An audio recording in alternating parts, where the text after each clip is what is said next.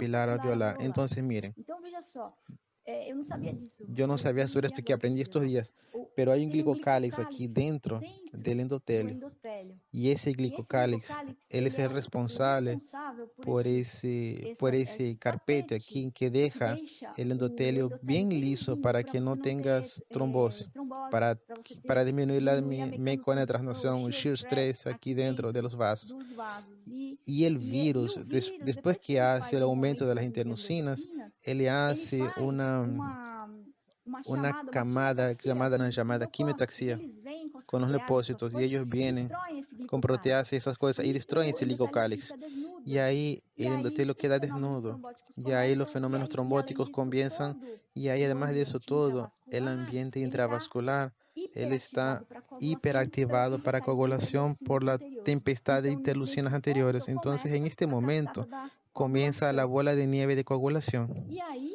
Y ahí a gente sabe, nosotros sabemos, los más antiguos sabemos, que adoramos la heparina porque tiene un efecto antiinflamatorio y no sabemos directo cómo funcionaba ese efecto. Y vemos ahora que el efecto dentro de ese glicocálix de endotelio, ella modula la reconstrucción del glicocálix y el readaptamiento del endotelio. Y ella también, ella entra cuando se da un proceso de coagulación intravascular diseminado. Los mastócitos de nosotros producen heparina y la heparina es lanzada dentro de la circulación y ahí ella entra en los vasos y le entra al intersticio para facilitar la diapedesis. Ella da una brita en el camino, da una abertura en el camino para que el leucócito consiga entrar en el lugar donde necesita entrar para hacer la circulación y entrar en el lugar que necesita para poder actuar y hacer el efecto que él debe hacer como un soldado de la inmunidad. Entonces todo eso ella hace y ella ayuda a readaptar el endotelio de nuevo, además de bajar un poco la hipercoagulación. Bueno, ahí nosotros mostramos después de ese estudio el día 27 de marzo, estamos pensando en eso después de un tiempo, creo que una semana o dos, ese colega de la China, él hizo un estudio retrospectivo de 1800 pacientes. Él clasificó todo el mundo aquí y cogió los más graves de esos casos y él mostró retrospectivamente quién había recibido heparina. O sea, los casos más graves que no, si no tomasen, los casos más graves que tomaron heparina, habrían vivido un poco más de tiempo. Pero no pudo verlo de manera estadísticamente porque fue un estudio retrospectivo, entonces no tuvo criterio de quién fue anticoagulado y quién no fue. Aquí hay un esquema diciendo que las personas con psique más grave, aquí son los que usaron heparina y los que no usaron, los que usaron heparina murieron en menor cantidad después de 28 días en el hospital, de los que no usaron heparina. Y ahí también indicando que el dedímero era mayor en los pacientes que no usaron heparina, pero eso no es lineal. Yo les voy a mostrar que eso es errático, pero eso es una pista para que entendamos cómo llegamos a esta conclusión. Y nuevamente eso no pasa en todo el mundo, solo pasa en los 15% de los pacientes más graves que llegan al hospital y que necesitan de hospitalización.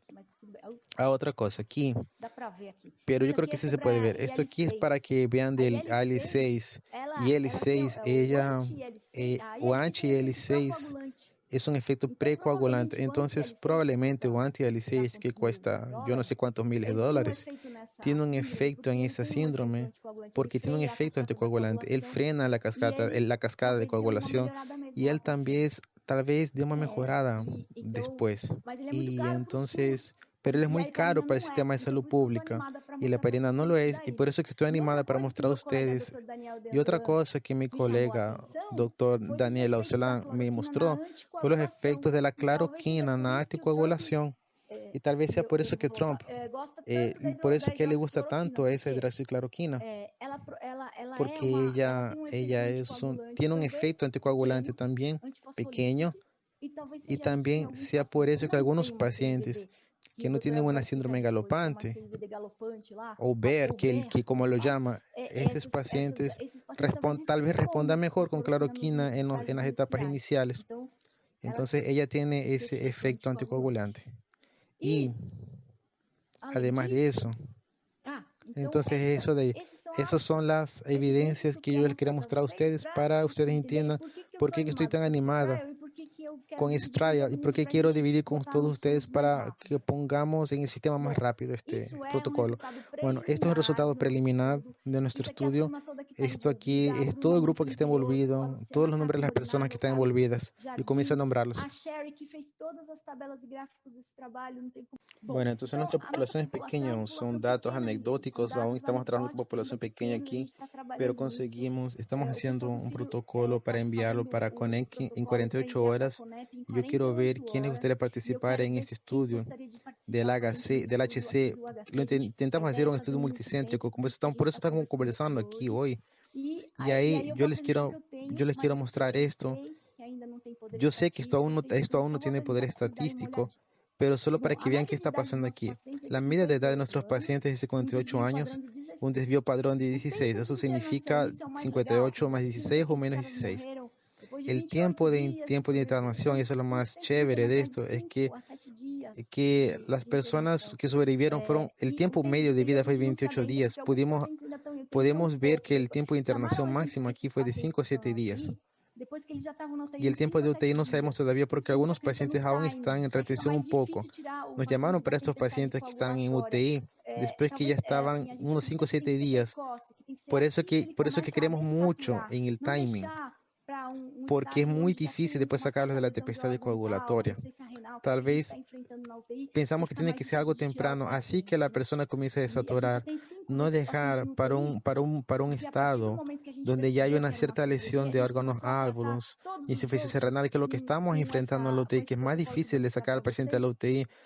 Y solo tenemos 5 de esos pacientes en la UTI, porque a partir del momento que percibimos que era una CVD, comenzamos a tratar todos los otros con este protocolo que les voy a mostrar a ustedes, a partir del primer señal de saturación de oxígeno. Entonces, solo quien quedó en la UTI es quien estaba ya antes del protocolo. De los otros, nadie más precisó de ventilación. Y el dímero de admisión más o menos de 1000 a 2000, eso varió bastante. Los linfocitos, a veces linfopénicos, a veces normales. El DHL a veces usamos como indicador de indicación de lesión epitelial que nos ayuda un poquito a decir algunas cosas después en el protocolo. El PCR de admisión varía mucho. A veces un paciente es muy pequeño y cuando comienza a empeorar, después aumenta el PCR. Y el delta T de síntomas hasta ser internado es de 6 o 7 días. O sea, 7 a 10 días, que es un periodo peligroso que les conté en esa tabla que les mostré los síntomas. Y el delta T de síntomas hasta usar protocolos de 9 días, porque aquí están incluidos todos los pacientes, inclusive los de la UTI. Pero después les voy a mostrar a ustedes una tabla separada de lo que actualizamos en este protocolo en esta tabla aquí. El delta aquí de internación hasta protocolos de 3 días, también por causa de esa cosa de la UTI. Morbidades de nuestros pacientes. Tenían pacientes diabetes 9%, 23% hipertensión, neumopatas, insuficiencia renal, apnea del sueño, neoplasia, 9% cardiopatía. Y aquí más o menos una idea de cómo era la tomografía de esos pacientes. La mayoría tenía un daño moderado y algunos tenían un daño leve. Menos que 25% y 50% de tomatinhillos. Ese aquí todo obra de Sherry, una de las doctoras allí. Miren aquí. Es muy chévere ese gráfico aquí, porque aquí es cuando los pacientes estaban en la UTI y estaban un tiempo en la UTI y a ella nos llamaron para verlos. El día que yo vi a esa señora del pie morado, y ahí cuando comenzamos la heparina, y ahí la relación de alfa 2, la mayoría de ellos subió. Bueno, como les decía, esta tabla va a quedar disponible a ustedes para quien quiera. Bueno, esta es la relación de los pacientes internados en UTI. Aquí antes de internar el protocolo, demoró un poco. La primera vez que de la persona que tuvo el pie morado. Y después que entró al protocolo, la relación comenzó a mejorar aquí. Había una persona que estaba entubada, personas que tenían diálisis. Esa del dedo morado ya estaba entubada hace 7 días y con ventilación mecánica también.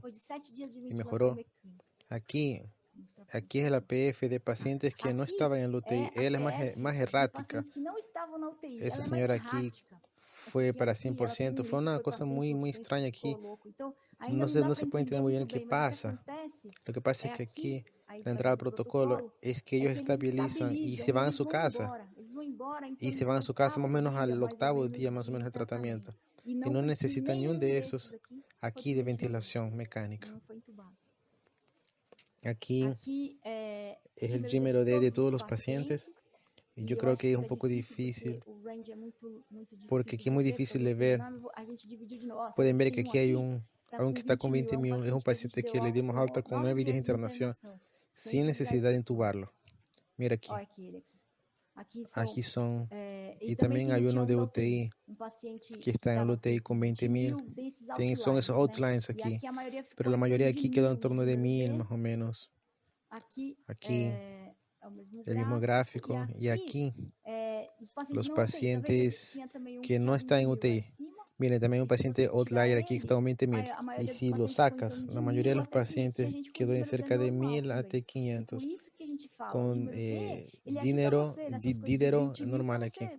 Por eso es que les decimos, ese dato ayuda a ustedes con esos datos de 20.000 para que puedan optar por heparina plena o alguna cosa trombótica pasando de verdad, o una microcirculación o alguna cosa mayor. Lo que estamos usando para entrar al protocolo es la primera desaturación importante del paciente, cuando el paciente necesita oxígeno. El oxígeno realmente suplementar. Entonces ahí comienza el cabo de guerra. ¿Qué es un cabo de guerra? Si el paciente va para el lado de la hipercoagulación, tenemos que asegurarlo con el protocolo. Cabo de guerra. Ahí, ¿qué es lo que proponemos en el protocolo? Primero, profilaxia de TB para todos. Todos los pacientes con COVID-19, positivos o sugestivos, porque tenemos muchos falsos positivos y eso nos está ayudando mucho, no nos está ayudando mucho. Porque hay muchas alteraciones radiológicas. Otra cosa importante, el periodo de la intervención tiene que ser muy precoz, muy temprano. Eso es algo que Bruno llama de profilaxia dobrada. Clexiana 40 miligramos a cada 12 horas, así que el paciente muestra los primeros síntomas de hipoxemia con necesidad de suplementación de oxígeno. Es allí donde comenzamos el cabo de guerra, donde comenzamos a intentar no llevar a ese paciente a la UTI para frenar ese problema ahí, para que no haya problemas en los órganos ni falta de aire. Ese es el punto importante, diferente de todos los otros trabajos que están siendo hechos en la literatura, que son con pacientes ya en UTI grave. Si el paciente está en UTI grave, sobre respiración mecánica, consideramos mantener la heparina continua suficiente para mantener un PTTA en torno de 1,5 a 2. No precisa poner la heparina plena. Podemos usar la continua y cuando tenga un TTPA más bajo, asegurando ahí inicia la heparina plena si identificamos algún evento trombótico, como fue el caso de esa señora con el dedo morado que les conté. Ahora hay un otro brazo de protocolo que nosotros vimos, que esos pacientes de UTI, principalmente los más graves, que a pesar de intentar frenar el problema de ellos, no conseguimos porque tienen un elevado nivel de necrosis pulmonar y hay facilidad de tener infección secundaria. Y algunos tienen una activación de la fibrogénesis. Y eso viene después mismo de la historia de la tempestad. En estos casos que identificamos como pacientes con una piora radiológica, ellos comienzan a quedarse con el pulmón blanco, sin elevación sustancial del dímero D. Entonces parece que la trombogénesis está controlada. Y muchas veces con elevación importante de la PCR, y ocasionalmente de DHL, llevando a pensar que es una lesión epitelial.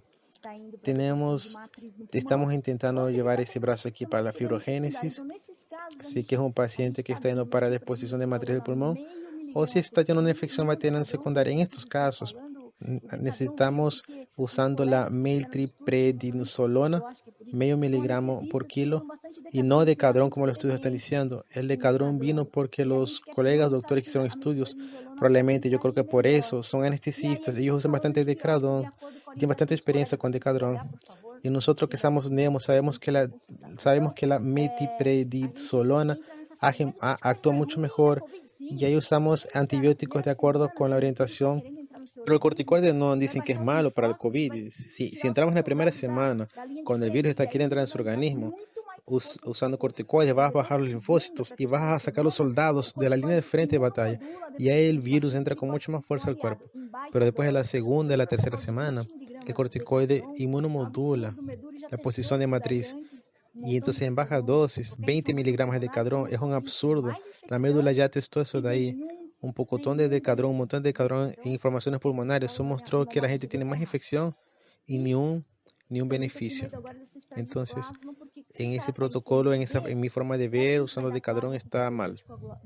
Yo también estoy escuchando mucho esa historia de plasma, pero el problema es que si la persona está en CVD, ¿será que vamos a dar plasma con factor anticoagulante? Con factor de anticoagulación, ahí va a dar una trombosis mayor. Y entonces eso es lo que nos deja un pie atrás con el protocolo de plasma. Esta aula es simple, entonces le voy a dejar grabada aquí para que la puedan participar siempre que quisieran. Va a ser muy bueno si nos unimos para intentar mejorar eso de aquí y pensamos mejor. Importante. No observamos hemorragias en ningún paciente de esos 24 o 30% que tuvimos hasta ahora. Pero cuidado con las contraindicaciones de la anticoagulación, cuidado, porque estamos muy preocupados con eso. Sangramiento es nuestra mayor preocupación, pero hasta ahora nada de importante, ni un evento importante, y eso es bueno para mencionar. Y es eso. Yo les quería que ahora ustedes me pregunten. Bueno, a partir de ahora, la doctora, ella conversa con sus compañeros por más aproximadamente 40 minutos, donde hacen preguntas específicas de los otros doctores que participaron de la reunión. El video completo en portugués, para quien quiera entenderlo, puede poner los subtítulos de YouTube. Va a estar aquí nuevamente repetido después de este video y lo pueden ver con calma.